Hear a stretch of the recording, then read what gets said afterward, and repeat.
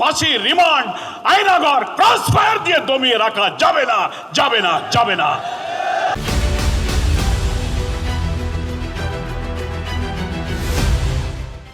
নানান প্রযুক্তি দিয়ে জাতিকে বিভ্রান্ত করে আমাদেরকে আবার সেই পেছনে ঠেলে দিতে চায়, কিন্তু জাতি কোনো মিথ্যাচার, কোনো মিসপ্রপাগান্ডাকে কখনো বিশ্বাস করবে না।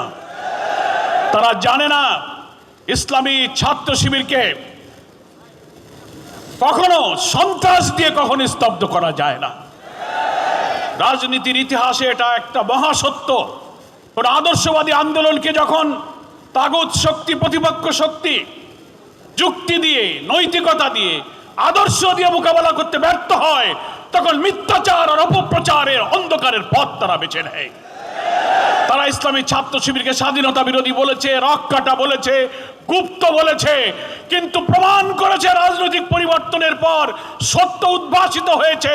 4টি পাবলিক বিশ্ববিদ্যালয় এবং জনগণ তাদেরকে প্রত্যাখ্যান করে প্রমাণ করেছে তোমাদের সব মিথ্যাচার হচ্ছে, মিথ্যা, অসত্য, বিভ্রান্ত। জনগণ তাদের কথায় কখনো বিভ্রান্ত হয়নি। ইনশাআল্লাহ আগামী দিনে নতুন বাংলাদেশ গড়ার জন্য ইসলামী ছাত্র শিবিরের এই অকুতোভয় যাত্রার পেছনে গোটা জাতি তাদেরকে সাহায্য করবে। ইসলামী ছাত্র শিবির সেই শক্তি, সেই প্রাণ, যে সত্তা তারা দুনিয়াকে আখিরাতের বিনিময়ে বিক্রি করে দিয়েছে।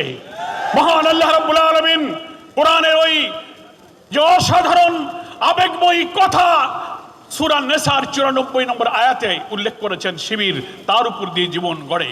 আল্লাহ তাআলা বলছেন, আউযু বিল্লাহি মিনাশ শাইতানির রাজীম, বিসমিল্লাহির রহমানির রহিম, ফালিয়ুকাতিল ফি সাবিলিল্লাহি আল্লাযীনা ইয়াশরুনাল হায়াতাদ দুনিয়া বিল আখিরাহ।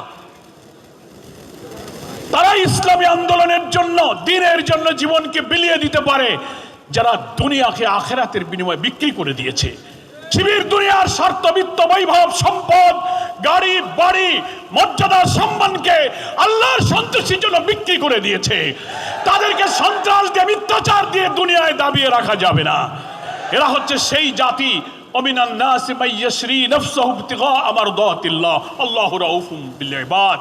মানুষের মধ্যে এমন কিছু মানুষ থাকে যারা শুধু আল্লাহর সন্তুষ্টির জন্য নিজের সত্তাকে তারা বিক্রি করে দিতে পারে। বলে যারা আল্লাহকে পাওয়ার জন্য জীবন বিলিয়ে দেয়, তাদের খুন, ফাঁসি, রিমান্ড, আয়নাঘর, ক্রস ফায়ার দিয়ে দমিয়ে রাখা যাবে না, যাবে না, যাবে না।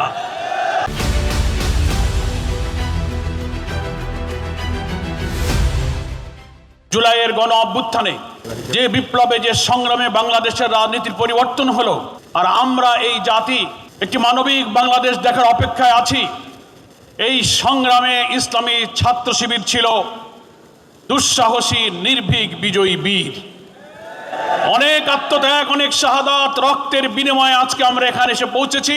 একটা কালো যুগ আমাদের পেছনে, একটি নতুন সম্ভাবনা আমাদের সামনে। সেই সময়ে জাতিকে ঐক্যবদ্ধ করে আমাদের সামনে এগিয়ে যেতে হবে। ঠিক সেই সময় আমরা আবার একটি চক্র, একটি ষড়যন্ত্র দেখতে পাচ্ছি। আমাদের এই অগ্রযাত্রাকে রুখে দেওয়ার জন্য ইসলামী ছাত্র শিবির তথা আধিপত্যবাদ বিরোধী ইসলামী জনতার এই সংগ্রামকে ঠেকাবার জন্য সন্ত্রাস দিয়ে যখন তারা পারেনি, তখন তারা মিথ্যাচার, অপপ্রচার, নানান প্রযুক্তি দিয়ে জাতিকে বিভ্রান্ত করে আমাদেরকে আবার সেই পেছনে ঠেলে দিতে চায়।